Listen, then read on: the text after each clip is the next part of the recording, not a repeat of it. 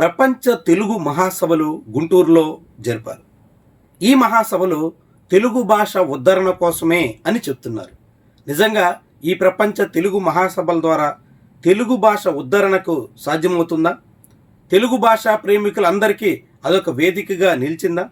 తెలుగు భాష అభివృద్ధిలో ఎవరి పాత్ర ఎంత, ఎవరు ఏం చెయ్యాలి, ఇలాంటి అంశాల మీద మనతో మాట్లాడేందుకు రిటైర్డ్ ఐఆర్ఎస్ అధికారి, ఆర్పిఐ రాష్ట్ర అధ్యక్షుడు ఉప్పులేటి దేవిప్రసాద్ గారు ఉన్నారు. నమస్కారం సార్. నమస్కారం సార్, ఇప్పుడు తెలుగు మహాసభలు గుంటూరులో జరిగాయి. 3 రోజులుగా చాలా మంది మారిషస్ సంబంధించినటువంటి ప్రతినిధులు, వివిధ రాష్ట్రాలకు సంబంధించినటువంటి వాళ్ళు వచ్చారు. వీటన్నింటి వల్ల ఎంత మేరకు ప్రయోజనం దక్కుతుందంటారు? తెలుగు ఉద్ధరణకి ఇది ఏ మేరకు తోడ్పడుతుందంటారు?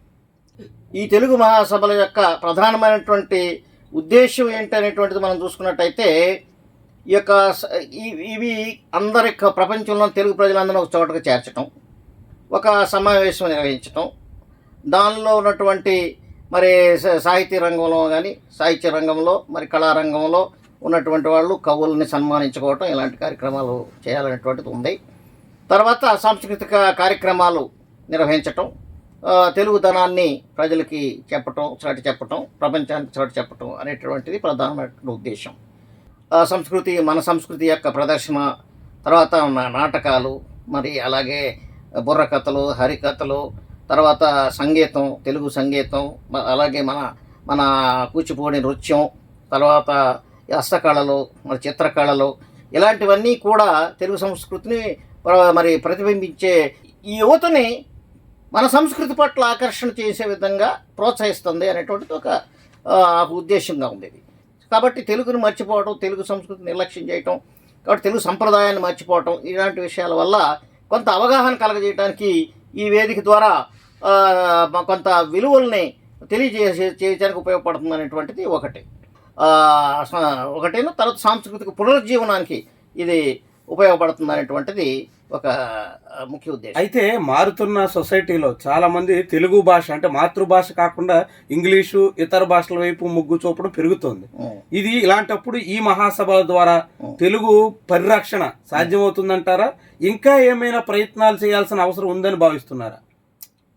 అంటే తెలుగు మహాసభలు జరపటం వల్ల తెలుగు భాష డెవలప్ అయిపోదు.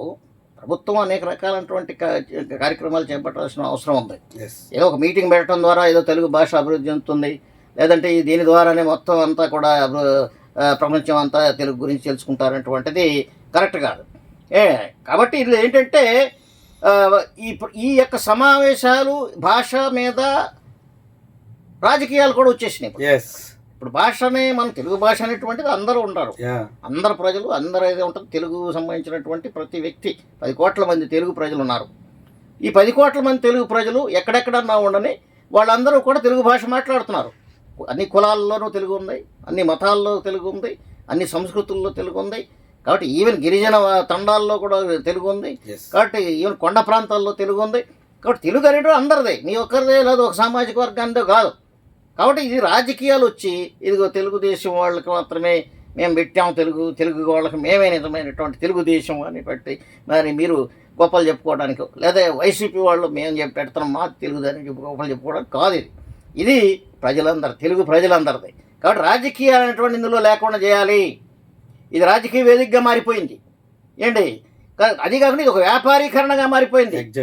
ఇది వ్యాపారంలాగా తయారైంది. పెద్ద పెద్ద నగరాల్లో ఈ యొక్క ఈవెంట్లు పెట్టడం, ఆ ఈవెంట్ మేనేజ్మెంట్ కోట్లాది రూపాయలు వెచ్చించడం, పెద్ద ఎత్తున మరి ఇంటింట ఈవెంట్లుగా మారటం, తర్వాత వ్యాపార ప్రయోజనాలు ముందుకు తీసుకురావటం, అక్కడ అడ్వర్టైజ్మెంట్లు చేయటం, ఇవన్నీ కూడా ఖర్చులకి విపరీతంగా పెట్టడం ద్వారా రాష్ట్ర ప్రభుత్వాలు పెనుభారంగా మారింది. కాబట్టి మనం ఖర్చులు తగ్గించుకోవాలని చెబుతుంటే ఇప్పుడు ఇవన్నీ కూడా మళ్ళీ అదనపు ఖర్చులుగా మనకి కనపడుతున్నాయి. రెండోది, ఈ యొక్క సామాన్యులకి చాలా భారంగా తయారవుతుంది. ఎందుకంటే ఈ ఖర్చుల వల్ల మళ్ళీ వాళ్ళు పన్నులు ఎక్కువ కట్టాల్సి వస్తుంది. ఈ సామాన్య ప్రజలు, గ్రామీణ వాళ్ళు వీళ్ళంతా కూడా వీళ్ళని పార్టిసిపేట్ చేయనివ్వరు అందులో. ఇదే కదా అసలు పాయింట్. తెలుగు అంటే అందరూ సామాన్యుడు. ఇప్పుడు సామాన్యుడికి చోటు ఉంటుందా అక్కడ అనేది మళ్ళీ ఇందులో కూడా రాజకీయాలే కాకుండా సామాజిక వర్గాలుగా ఇది ఉంది. ఎందుకంటే ఇది ఏంటంటే కొంత వివక్ష చూపిస్తున్నారు. కొంతమంది కవుల మీద, కొంతమంది సాంస్కృతిక రంగాల్లో పనిచేసే వాళ్ళ మీద, కొంతమంది కళాకారుల మీద ఇది చాలా వివక్షతో కూడినటువంటి విధానంగా ఉంది. ఎందుకంటే ఇప్పుడు మనం చూసుకున్నట్లయితే జాషువా గారి పద్యం ఒకటి ఉంది. జాషువా గారు ఏం చెప్పారు, మరి నా కవిత వధూటి వదనంబు నెగాదిగా చూసి భళి భళి అని అన్నవారే మీదే కులముని ప్రశ్నించి చివుక్కున లేచిపోవచ్చో బాకున కుమ్మినట్లవదే పార్థివ చంద్ర వచింప సిగ్గగున్న అంటాడు. ఏంటి మీదే కులమని ప్రశ్నించి గబుక్కులు లేచి వెళ్ళిపోతున్నారు. కాబట్టి అప్పుడు ఆ బాకును కుమ్మినట్లు అవుతుంది అంటున్నాడు ఆయన. కాబట్టి ఆయన ఒక తక్కువ కులం వాడు అని చెప్పి నా కవితావధూటిని ఎగాదిగా చూసి రూపురేఖ ఖమనీయ వైఖరులుగాంచి బడి అన్నవాళ్లే కులం అనగానే మళ్ళీ వెళ్ళిపోయారని చెప్పి ఆయనే చెప్తున్నాడు. అంత మహాకవి మరి ఆ మాట చెప్పాడు అంటే ఇందులో ఎంత కులతత్వం ఉంది అనే దానికి ప్రతిబింబం ఇది, ప్రతిరూపం. ఎందుకంటే కులతత్వం ఉంది, తక్కువ కులాల వాళ్ళ ప్రాతినిధ్యం లేదు, తక్కువ కులాలలో ఉన్నటువంటి సామర్థ్యాన్ని మీరు గుర్తించడం లేదు, వాళ్ళలో ఉన్న కళలను పైకి తీసుకురావట్లేదు. ఇప్పుడు సినిమా రంగం ఉంది, ఈ సినిమా రంగంలో మీరు యాక్టర్లు మీరే, మీరు డైరెక్టర్లు మీరే, మ్యూజిక్ డైరెక్టర్లు మీరే, టెక్నీషియన్స్ మీరే, అన్నీ మీరే. తక్కువ కులాల వాళ్ళ ప్రాతినిధ్యం ఏం లేదు. కోటాను కోట్ల రూపాయల పరిశ్రమలు అది. అది ఒక వ్యాపార రంగంగా మారింది. పేరుకు సాంస్కృతిక రంగం, కానీ అది ఒక వ్యాపార రంగం. కాబట్టి వ్యాపారం చేసుకుంటున్నారు, డబ్బులు సంపాదించుకుంటున్నారే తప్ప మరి ఇతర సామాజిక వర్గాలకి మీరు ఎంతవరకు ప్రాధాన్యతనిస్తున్నారనేటువంటిది మనం ప్రశ్నించుకోవాలి. ఇప్పుడు ఈ మహాసభల్లో అది చర్చ జరగాలి. కాబట్టి ఇది ఎవరైతే చేస్తున్నారో మరి దళిత బహుజన గిరిజన కవులకి కావలసినటువంటి ప్రాధాన్యత ఇస్తున్నారా లేదా ఆ వేదిక మీద అనేటువంటిది మనం చూడాల్సిన అవసరం ఉంది. ఇంకొక ముఖ్యమైనటువంటి పాయింట్ ఏంటంటే గతంలో జగన్మోహన్ రెడ్డి సర్కార్ ఉన్నప్పుడు ఇంగ్లీష్ మీడియం ప్రవేశపెడతారంటే అదేదో తెలుగు భాషకి మొత్తం నష్టమైపోతుంది అనేటువంటి రీతిలో చాలా పెద్ద ఆందోళన సాగింది. అయితే ఇప్పుడు మళ్ళీ తెలుగు మహాసభల సందర్భంగా తెలుగు భాషలో చదవడం అవసరమా, ఇంగ్లీష్ ని ప్రోత్సహించడం అవసరమా, తెలుగు ఉంటూనే ఇంగ్లీష్ ని కూడా నడపడం అవసరమా అనే చర్చ కూడా ముందుకు వస్తుంది. మీరేమంటారు ఈ భాష, మాతృభాష లేదా బోధనా భాష వీటికి సంబంధించి? మాతృభాష అనేటువంటిది కావాలి, మాతృభాషను పరిరక్షించుకోవాలి. మాతృభాష ద్వారా మరి విద్యాబోధన జరగాలి అని అంటే విద్యాబోధన మాతృభాష జరగడానికి కావాల్సిన పదజాలం లేదు. ఆధునిక ప్రపంచంలో ఏ టెక్నాలజీ, మరి కంప్యూటర్ టెక్నాలజీ, మరి అలాగే క్వాంటమ్ కంప్యూటింగ్, ఇవన్నీ వచ్చినటువంటి ఆధునిక సమాజంలో ఆ పదజాలాన్ని వాడేటటువంటి పదాలు తెలుగు పదాల్లో లేదు. కాబట్టి ఇంగ్లీషే శరణం అవుతుంది.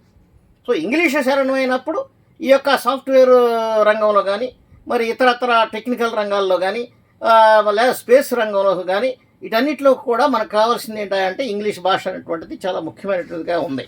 అందుకని ఇంగ్లీష్ మీడియంలో ఎడ్యుకేషన్ అనేటువంటిది ఆహ్వానించదగ్గ విషయం. అయితే ఇంగ్లీషుని ప్రవేశపెట్టి మాతృభాషను చంపేయాలనేటువంటి ఉద్దేశం ప్రభుత్వాలకు ఉండకూడదు. ఒక ప్రభుత్వం ఇంగ్లీషే పెట్టాలంటది, ఇంకో ప్రభుత్వం తెలుగే ఉండాలంటది. ఇలా కాదు, రెండు భాషలు ముఖ్యమే. ఎందుకంటే మాతృభాష ఎప్పుడూ కూడా మనకి మాతృభాషే, మదర్ టంగ్ అనేది ఎసెన్షియల్, అది ఎప్పుడూ ఉండాలి.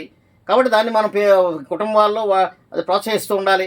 చాలామందికి తెలుగు భాష చదవటం రావట్లేదు, రాయటం రావట్లేదు. ఇవాళ మోడర్న్ సొసైటీస్లో, చాలామంది అర్బనైజ్డ్ సొసైటీస్లో అసలు వాళ్ళకి తెలుగే రావట్లేదు ఇంగ్లీష్ మీడియం స్కూల్లో చదవటం వల్ల. కానీ తల్లిదండ్రుల బాధ్యత ఉంది, వాళ్ళకి తెలుగు నేర్పించాలి. అలాగే ఇంగ్లీష్ మీడియంలో చదివిన వాళ్ళని విమర్శించకూడదు. ఇంగ్లీష్ మీడియం చాలా అవసరం. ఇంగ్లీష్ మీడియం అనేటువంటి ప్రపంచంలో మరి ప్రతి చోటకి వెళ్ళినా మరి గ్లోబల్ పర్సన్గా తయారవ్వాలంటే మీరు ఇంగ్లీష్ మీడియం కంపల్సరీగా అవసరం. కాబట్టి అందుకని ఇంగ్లీష్ మీడియం యొక్క ప్రాధాన్యత ఉంది ఇక్కడ. కాబట్టి ఇంగ్లీష్ మీడియంని పెంచుకుంటూ తెలుగుని నిర్లక్ష్యం చేయకుండా రెండు భాషల్లోనూ చదువుకునే విధంగా మనకి ఉండాలన్నమాట. ఆ త్రిభాషా సిద్ధాంతం అనేది ఉంది మన ఎడ్యుకేషన్ పాలసీలో. కాబట్టి దాన్ని రాజకీయం చేయడానికి వీల్లేదు. చంద్రబాబు నాయుడు గారు ఇంగ్లీష్ విద్యా విధానంలో మీరు పెట్టడం కరెక్ట్ కాదని చెప్పి జగన్ విమర్శిస్తాడు. అదే మీరు అంత సీనియర్ నాయకులు మీరు అలా విమర్శించకూడదు. ఎందుకంటే తప్పది. ఎందుకంటే ఇప్పుడు మీ అబ్బాయి ఎక్కడ చదివాడండి? మీరు చదవలేదు సరే, మీ అబ్బాయి ఎక్కడ చదివాడు? మీ అబ్బాయి పిల్లలు ఎక్కడ చదువుతున్నారు? మీ కోడళ్ళు ఎక్కడ చదువుతున్నారు? మీ కుటుంబ సభ్యులు ఎక్కడ చదువుతున్నారు? మీ తెల్లాళ్ళు అయితే ఫారిన్ వెళ్తే ఏం మాట్లాడుతున్నారు? కాబట్టి ఇదంతా కూడా మీ కుటుంబానికి వచ్చేటప్పటికి మీకు ఇంగ్లీష్ విద్య కావాలి. కింద వర్గాల ప్రజలకి ఇంగ్లీష్ మీడియం వద్దా? కాబట్టి ఇవాళ డబ్బులు ఉన్న వాళ్ళు మాత్రం ఇంగ్లీష్ మీడియం కాన్వెంట్లో చదువుకునే అవకాశం ఉంది. డబ్బులు లేని నిరుపేద కుటుంబాలకి అవకాశం లేదు కాబట్టి వాళ్ళకి గవర్నమెంట్ స్కూల్లో ఇంగ్లీష్ మీడియం విద్య ప్రవేశపెట్టాడు జగన్మోహన్ రెడ్డి గారు. చాలా సముచితమైనటువంటి చర్య అది. కాబట్టి ఇంగ్లీష్ మీడియంని పేద వర్గాలకి అందజేయటానికి ఏర్పాటు చేసిన విధానం అది. కాబట్టి అది ఆహ్వానించదగింది. అది చాలా మంచి కార్యక్రమం. మీరు దాన్ని ఎట్లా విమర్శిస్తారు?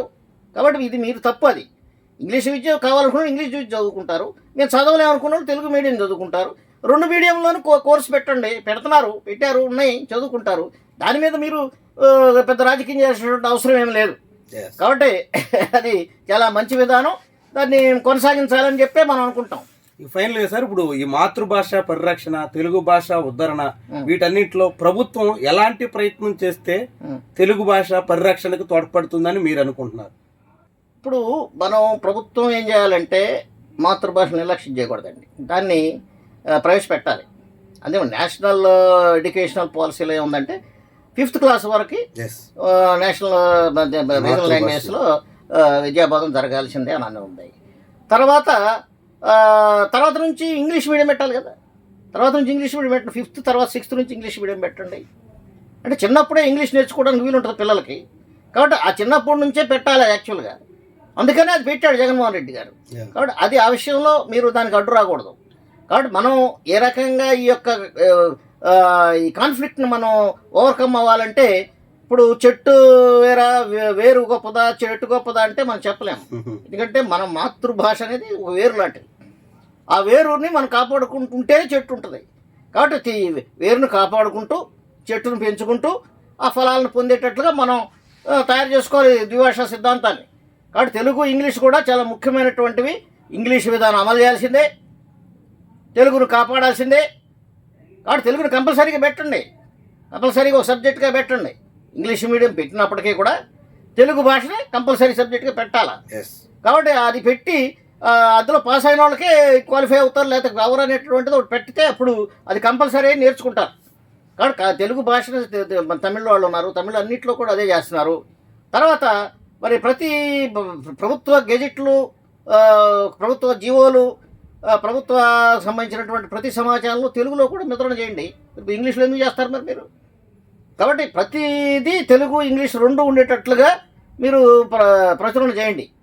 అలాగే మరి మీ తెలుగు కవిత్వాన్ని ఎక్కువగా పెంచేటట్టుగా, పదజాలాన్ని ఎక్కువగా వాడేటట్లుగా మీరు ప్రభుత్వ ఆఫీసుల్లో మీరు దాన్ని కంపల్సరీ చేయండి.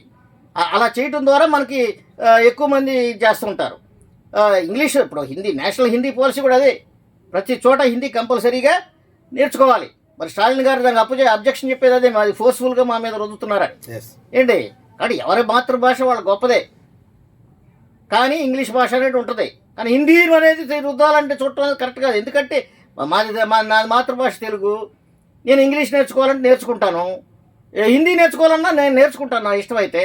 నువ్వు బలవంతాన్ని రుద్దొద్దు.